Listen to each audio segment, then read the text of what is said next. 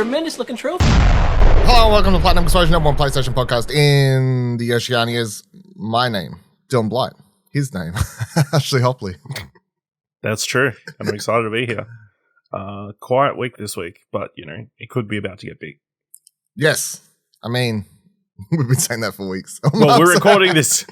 Apparently, Sony are meant to do their financial report in the next 24 hours from recording, so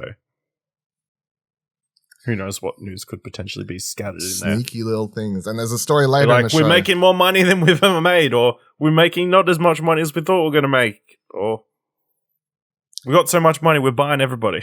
I don't know. Who knows? PSVR 2 release date to keep people happy. Yeah, this is when this is coming out. Yeah, I mean, it could be. This is when the PS5 Slim's coming out. My boss at work yesterday, one of my bosses at work yesterday, says, like, her partner wanted to buy a PSVR bundle because it was a JB and the price or whatever. And she was like, what's this? Should we get this, Dylan? I'm like, fuck no. I was like, fuck no. Why? I'm like, PSVR 2 is coming out soon. She's like, when? I'm like, look, there's no release date, but my word on the inside says March. It's like, do you have word on the inside? I'm like, no, I'm just guessing. But I'm my own inside source, if you know what I mean. I mean, that would have been the perfect opportunity to pawn off your PSVR unit. That's true, but I still need it. That's true. I'll keep it till the day PSVR 2's out, and then I can burn it on this podcast or something. Yeah. I don't know. Just go outside, smash it with a hammer. I don't know. I could use it to. I could make like a fake troll video where I put it inside the PSVR 2 box and smash that. Make people think I'm smashing that one. No, that's mean. That's all. Yeah. What did the PSVR 2 box do to you? I'll tell you what, it ain't gonna survive after I open it. That's for sure. It ain't gonna survive. I don't know if I'll do a sequel to my PS5 unboxing video, but if ever there was a time, I guess it's the PSVR 2 release date. I played a couple of things this week. I'm like, not hours and hours, and I've finished one thing, and the other thing is a multiplayer game. But I did jump into Vampire the Masquerade Bloodhunt. That you finally downloaded it. Yeah, so I jumped into that for a little bit. It's all right. I mean, so for anyone who doesn't know, it's a battle royale. You're playing as a bunch of vampires. It's got like multiple classes. You can pick between the different classes at the start of each map, like sort of like character, whatever. You unlock like costumes and stuff like that. There's a battle pass, of course. Like it ticks a lot of similar buttons for a battle royale. It's third person. It's not first person. You start when the match starts, you can play in trios or solos. When the match starts, you see an overview of the map. You have like a countdown timer. You can click on where you want to spawn, and then if you're playing with other people, they can like click around you as well where they want to start the match. And then like right as the match is about to start, they'll be like, "Bling! Oh look, there's other people spawning near you." Dun dun dun. Or maybe there's no one around you. Don't know. Anyway, if you start the match, you have like you can press R3. Oh, is it R3? Yeah. R3 to like do a pulse thing to find weapons around you and stuff like that. You do start every match with a pistol or whatever. But it's a typical, you look for guns. There's different rarities. The blue, if they're like okay. And then there's, I don't know, gold or whatever if they're legendary. There's shotguns, sniper rifles, all this sort of shit. But I would say like time to combat is a lot shorter than a lot of other battle royales. The map doesn't seem that big. And then I don't think I've ever, like, compared to Apex, in Fortnite, we was playing recently on twitch.tv/Explosion Network, if you missed that. So I was playing Fortnite, Call of Duty, like all these ones. Like, it seemed like I was always bumping into someone pretty quickly. Like, you're not spending a bunch of time just scavenging around. And there's not like you're in and out of buildings. It's a city. The only different, like, other than just roaming the streets, there, if you find like a police car or an ambulance, you can open up the back of those to find like health items or armor that you can attach to yourself, but you're not scavenging in and out of buildings and just spending a lot of time searching for stuff. The only other place you can be other than on the floor, the streets, looking around, is the roofs. So you can travel to the top of the buildings fairly quickly. Like all the characters, you can just run and jump at a building and they'll just run up the side of the building. If you get good at the traversal, which I'm not, because I haven't played it for that much, but other people I was playing with, they were like running along the sides of buildings and then jumping to the other building and like wall running and shit. And I'm like, all right, calm the fuck down. Like, gonna get good, Jesus Christ. I can't remember what character class I kept picking. I was like Enforcer or something like that. It's every class has a different L1 and R1 ability. So like the L1 ability on that class was like a super jump, so you could clear spaces between buildings or like escape or engage combat and stuff like that. And then the R1 was like a shorter jump, but like AoE damage, so you could launch yourself into combat with other people. I know another one of the classes has like a escape mechanism where you like turn into bats or whatever and stuff like that. But it's okay. There's definitely nothing that I was like, I definitely want to play this over so many other options. But I might be keen to jump back in if you decide to want to check it out, or Buddy or whoever, but like it might be that whole thing where it's going to be a little bit more fun playing with people other than randoms. But like from a gameplay perspective, I was like, it's fine. Like there's certainly nothing broken. Like I wasn't like, oh, this fucking gun's not working, or look at all these bugs and glitches and shit like that. But there's also nothing where I'm like, oh man, this is. I guess if you love vampires and shit too, there's also that selling point. Like it's a battle royale where you play as vampires. You can It's like on this. Can you romance young teenage girls? No, but you can suck the blood of humans. So I forgot to mention that part. So there are like civilians on the. Do you get health? Cool. Yes, and that's cool. Yeah, so you can suck the blood of like regular humans. So I think when you like do your radar pulsing, they just appear as white, and they'll like give you health back when you suck their blood. They're also ones that may like radiate blue or something like that. If you suck their blood, you'll get like a power up. So it may be like increases your health regen from nothing a second to 1 a second. And then if you find another one to, like 2 per second sort of thing. But the only thing is, if you do that, it can reveal your location to others on the map around you, like enemies. So there's like a human stream or something. Yeah.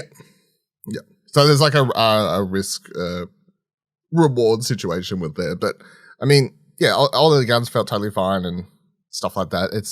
It's only officially been out because it was in beta like on PC for a while and stuff like that. So like it's only officially probably launched a couple weeks ago, whenever it was. So I can see potential here for a fun thing, especially for like if you do love vampires, or I guess also the vampire Masquerade, whatever, like that whole universe and stuff has a massive fan base, of course, like between the board games and the 20 million games and spin-offs in development. that come out. Another one's literally coming out later this month. So like, I can see that being a selling point for this over some people who are like, I don't care for Fortnite or Apex or Call of Duty. This may be their one. That's fine. Do you have to avoid garlic and crosses? Come across no garlic. There are crossbows though. Okay. So that's the thing. But like religious crosses, no, you have to avoid those. No. I did climb up. Holy water. I climbed up the side of a church building, so I think I'm okay. I think I'm pretty cool. safe, yeah. But you can dual wield crossbows. Okay, that's pretty cool. Like I found a crossbow. I was like, oh, this is cool. And then later I found dual wielding crossbows. I was like, that's even cooler. How do you reload though? Fuck if I know. They did it somehow. He was pulling out the vampires, they got special powers. The vampires. They can do it. They can do whatever they want, It's fine. And then I started playing the Bugsnax Isle of the Bigsnax, which every time I type into a Word document or like Google or anything, it goes, no, you surely mean Isle of the Bugsnax. I'm like, no, it's literally called Bigsnax. Stop trying to autocorrect me. Fuck's sake. It's pretty good. The funniest thing to me was, so I don't know if I don't know if this was part of this update or an update they'd done previously or something, or like, because I haven't played the game since it launched, obviously. Like I reviewed it and I've turned it on since it actually was officially out. But you can transfer your save between the PS4 and the PS5 version. So I was like, oh, cool. I'll do that. because then I can play in the PS5 version, which loads better. And, one of my sort of minor complaints about the game originally was the load times between screens and stuff. So I was like, cool, I'll do that. Download my save from the cloud, turn on the PlayStation 4 version, do the whole upload via the game to the cloud because you have to always do it in-game for some reason. Go to PS5 version, we'll download the PS5 version, boot it up there, download it. It started popping some trophies. I was like, oh shit, free plat. No, it stopped. So I've got it's. I think it should still be. I could get a double plat here because it's popped like the hardest stuff. Like it's popped all the, snap a picture of every, Bugsnax and collect one of every, like all the most time consuming ones. But it from what I could tell, it's just the miscellaneous shit that it hasn't popped. Like get two Bugsnax to smack each other in the heads with these, and like I don't know, like the random shit like that. But I'm like, I don't know, that's okay. I can still probably clean those up a lot quicker than it would take to complete the whole game and get all the 100% stuff as well. So that's fine. Anyway, another thing that was part of this update was they added the house in the village there that you have. Like you get given this this house for once, and then you can like customize it with items. But so the items that you unlock, well, at least some of them you unlock throughout the main campaign of the base game. So of course, like they're like, hey, we're going to start sending stuff. Next second, there's like 30 items sitting in my mailbox because they're all from campaign and side quest completion that I already had. So I had like 30 different things to like click through. It's like, hey, thanks for doing that side quest for me. Hey, thanks for doing that side quest for me. I'm like, no problem.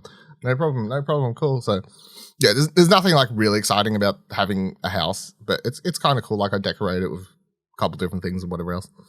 Then I head on over to the Isle of the Bigsnax, and at first I was like, oh god, we're running into that problem I complained about quite a lot where you go to play a DLC in a game and you forget how all the mechanics work and what the hell you're supposed to be doing, because so you get there at first and they're like, oh, massive bunga, like the one that's in the trailer. But then they introduce a new thing, which is these, I don't know, like explosive barrels or whatever, but you throw them at the Bigsnax and it forces them to, for a short period of time, go down to normal size of what they are. Yeah. So I do that, and then it's like, capture the just big, like Ant-Man. Yeah. They're like, capture it now. I was like, yeah. How do I capture a bunger again? Like, like I was like, what do I do? So I have no idea if I did it the right way, but I did figure out how to get it. But then I played for a couple other bits, and then I'm like, when I turned it off last night, I was again like sort of staring at the bunch of this like area of Bugsnax, being like, how do I what do I do? Like they're big. I have to make them small, and then I have to figure out how to like, because if you haven't played Bugsnax, come on, what are you doing? But also the puzzle elements are quite often getting them to either interact with each other or the environment via like tools you have to like stun them or like secretly capture them. Like it's not just running around with a net. Like, it's not really it's not the way the game works. No. So like, for instance, there's an ice one, like a big ice thing, which I can shoot fire at to stun it, but then it's still too cold to touch, so you can't capture it. Like or I can't make it small. I don't know, it's a whole thing. Anyway, I have like some of the other puzzle. There's been a few puzzles so far, like not hard puzzles, but I've enjoyed it as sort of breaking up of the gameplay mechanics, I guess. Like there's been a couple. You get to the island, and I think like 4 people come with you from, like, it's not every character from the main campaign comes. It's just like 4 come across on a boat or whatever. And then it's like, oh, there's a temple here. You got to figure out some puzzles, and using like the bowl thing from the main campaign that you can like point a laser beam at. It's got a strawberry in it, and they're like, you like lead it to go places. You have to do that to for a course to like open doors and stuff like that. But I'm enjoying it. It's not even like a download. It's not, I didn't realize, like, it's not like you have to go DLC and download it. It's just because it's free, I guess. It's just part of the update. So if you've got Bugsnax and you update it, you've got the Isle of the Bigsnax DLC. So I will be finishing that, and then I presume I'll go, try and clean up those other base trophies to get a double plat for Bugsnax, because I might as well if it's got all the the hard shit out of the way for me.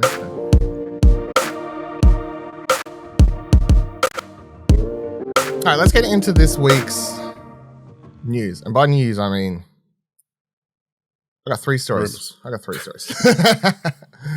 go ahead. So the first one, following on from last week, everything happened. Push Square writes, multiple sources said Sony's buying Square Enix, allegedly. So they write, remember when there was big chatter about a Sony acquisition, specifically from insider veterans such as Jeff Grubb and Greg. What did I say? Insider. Oh. Industry veterans Jeff Grubb and Greg Miller. Both were talking about Square Enix. Quote, when I talked about the 3 rumors I'd heard, and one was an acquisition, this is one I heard. Miller finally revealed in an episode of PS I Love You podcast. Continuing, I heard that PlayStation was acquiring Square, and I heard that from multiple different sources. End quote. How come then this rumor was doing the rounds, but we never heard a peep about Embracer Group buying Crystal Dynamics at all? Miller hypothesis is that it's possible some wires may have got crossed, saying, quote, was it that Square was trying to sell their Western studios and that was the rumor? Take everything with a grain of salt. This is what I'd heard, though, that PlayStation was trying to buy Square, end quote. As Miller rightly points out later in the podcast, anything is possible in this area where publishers like Activision Blizzard are going to be bought for almost $70 billion, blah, blah, blah, blah. What do we reckon? Like, if this is we like sort of touched on this weeks ago. Remember there was that one week where we're like, man, Greg Miller and all these people are saying something big is going to happen this week, and then fucking nothing happened. I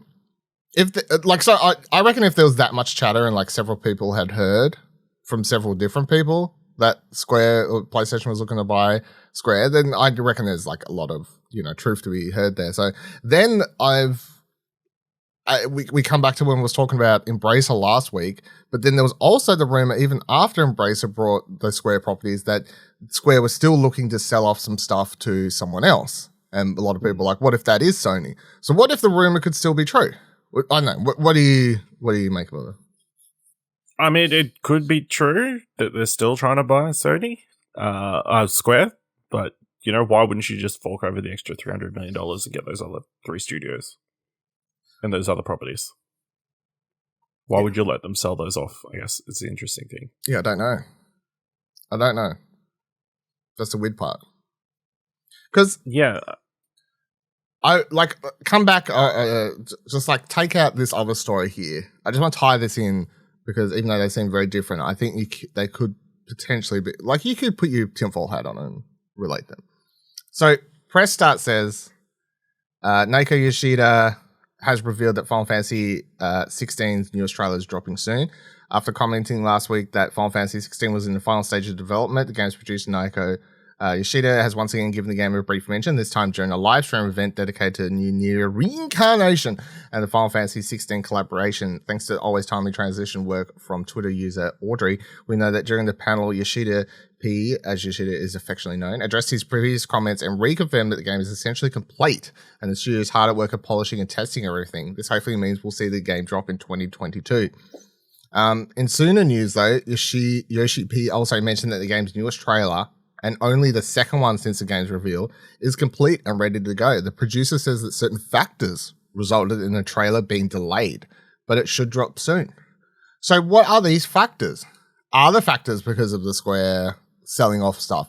Are the factors because, I mean, the number one thing I've seen brought up is simply that it's probably going to be shown in a state of play and PlayStation had locked in when they want to do that yet.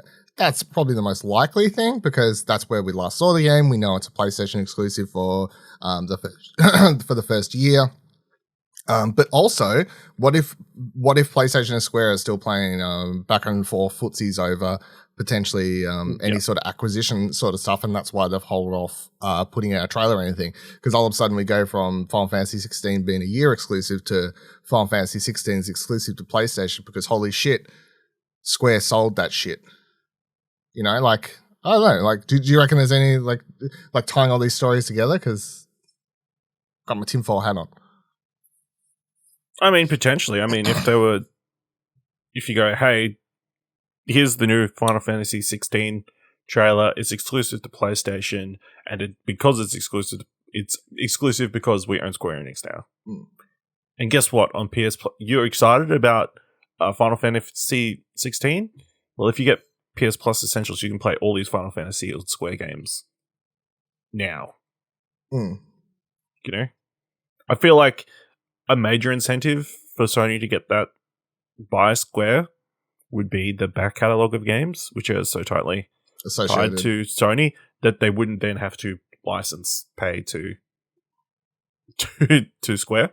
I think the major sticking point for me with them potentially buying Square is so tied with Nintendo as well. With all their Switch games, their weird tactical games, all the Octopath Traveler, those sort of ones. I mean, Square was like originally associated to Nintendo, like early Final Fantasy and stuff, and then it was the association, the PlayStation that came afterwards, like in the 90s to 2000s. Yeah, so it'd be weird for them to go exclusive to Sony and never make another Nintendo game. It just seems odd. But so is everything Square's doing at the moment. So. But so is everything. I would have assumed that, Activision would be exclusive to Xbox. Yeah. It looks like we're looking down the lens of that. So Wild West. I mean, anything is possible at any time. But yeah, it just seems, again, it seems weird that if they are going to make this deal, why didn't they just chuck another $300 million at Square Enix? As if they didn't have an extra $300 million lying around somewhere in the Sony vault to buy those 3 studios plus some pretty big, like Tomb Raider. That's a franchise that can not only like video game wise, but like as a Sony overall property, that would have been a pretty big get. Yeah, I don't know. There's definitely a lot of weird stuff going on because even the 300 million is just such a low price that it's like, why did they even sell them for 300 million? I don't know. It's the question. There's more than one odd thing happening here with everything Square's doing at the moment. I mean, and also I would say that $300 million maybe to some companies is chump change. I don't think Sony has. I think 300 million could make a difference depending on like what Square. If Square was like, we're going to sell you all the main, the Final Fantasy studios and like the main Square shit, right? And they're asking for such a high price. I think if the price is so high, suddenly 300 million can be a breaking point. If they're asking for 300 million for each side of the coin, then probably not. But if they're asking for like, $3 billion or some ridiculous sum, then all of a sudden 3 million may be a. Well, they just put down $3.6 billion for Bungie. So, you're like, hey, can we delay that payment out or something? I don't know, so we can buy these other 3 studios. I mean, I'm just saying, like $3 million is $300 million is $300 million. It's still a lot of money. Still a lot of money, and Sony doesn't have as deep pockets as Xbox. But yeah. And so if Square was going to sell that stuff off to anyone, they're definitely going to sell it to Sony. They're never going to sell it to Xbox. They're going to make sure it stays in Japan. So yeah, I think that's probably a major. Because it's like an association plus like they all want to stay where they are, and like Sony has like that deep roots in like Japan, and they're like based in Japan. Sony's a Japanese company, so right, that adds up. But it is interesting, so we shall see. I feel like either way, even if Square isn't planning to sell that stuff, then I would say the fallback is simply they're just trying to lock in a state of play date for the trailer. But also I think it's really interesting that these comments that the game is essentially done and we haven't seen a single thing for it. Like, I feel like that game's development is like, when was that announced? Like 2 years ago, roughly, probably. I think. Like if they've knocked that game, and look, we don't know how long. I think when they announced it, the going story was it'd been in development for a little bit at that time. Like, anyway, but I think it's crazy if they knock out this Final Fantasy 16. And like it comes out, there was only ever like one trailer before they give like a rough release date. That'd be crazy. And then Final Fantasy games are usually, oh yeah, See that in 5 years, you know, like, and they'll be delayed for an extra year. And I mean, even Final Fantasy 15, right? Final Fantasy 15, they hold a massive event for the release date. They delay it after that. Like, it was the craziest shit. They literally did this whole event because, like, I don't know if you remember, Tim Geddes was there. He actually went and did the host or whatever for it. And then after the fact, like a couple months later, they're like, nah, we got to delay it. Like, and they made such a big deal out of it. It was like, fucking hell. Crazy shit. So yeah, I'm keen for Final Fantasy. I'm very keen to see more on this. Very keen to see what the fuck happens with Square, but I don't know what's going on in the world anymore. I can't keep up. Nothing's happening. Just make an announcement. Yeah, just make an announcement. Do some shit. So, explain the $300 million. You know, it can't have just been NFTs. You know, I mean, it's not the first time you've seen a company like. That's the thing. Like, I've seen people be like, "Why would they do this? Like, why would they do this?" I feel like people are just blind-eyeing to the fact that Konami was a company that years and years ago had a massive foot in video games, not Square level, but they had a lot of well-loved IP. They had a lot of big-name creators there, like game developers and stuff. They had like a long lineage in video game history. They even at some stage had their own E3 press conference. Like, they weren't small. And then literally they were like, nah, fuck all that shit. Pachinko machines. You know, like, so it's not, it wouldn't be the first time. Yeah. Like, maybe Square's going to sell off all their video game companies and purely become an NFT company. And they will be broke in a matter of time because, yep. Interesting. All right, the only other story I want to talk about this week is that Unpacking's out now by the time you listen to this, so play that. I was just playing that. I actually looked, so I didn't realize this, so I went to look. I was like, is it out? Because I knew it's supposed to be out sometime today, right? As I'm recording this Tuesday, the 10th. It's out. It'll be out by the time you listen to this on Wednesday. But I went on a PlayStation store before recording to check if it was there. It's not. It still shows up as announced, but I never realized it actually has a timer there now. I don't know if I just don't look at the PlayStation store enough, but it has a countdown timer. So, but the funniest thing to me was it doesn't have a release date on the PlayStation store. It says announced, yet it has a clear countdown timer to when it's coming out, which is 5 p.m. tonight. Like, it's out at 5 p.m. tonight. So when you're listening to this at 6 a.m. Wednesday, that shit's out. You can play it. I'm going to be playing it. We'll be buying it. I'm thinking I might pivot because I still haven't, from weeks ago, I still haven't got my 250th platinum. I'm like, should it be Unpacking? Probably should be Unpacking. I feel like I'm going to pivot away from Artful Escape. Potentially go to Unpacking. Like, no offense, Artful Escape. I just like... Artful Escape didn't win any awards.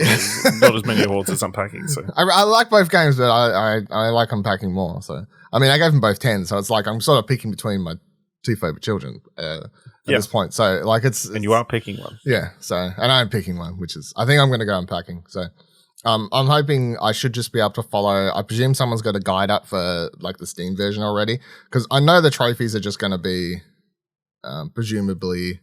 I actually haven't looked. Yeah, I was about to say I haven't actually. I assume it's the same as the Steam list, right? It's like just like it's all the miscellaneous. Let's bring it up. Let's do this shit live.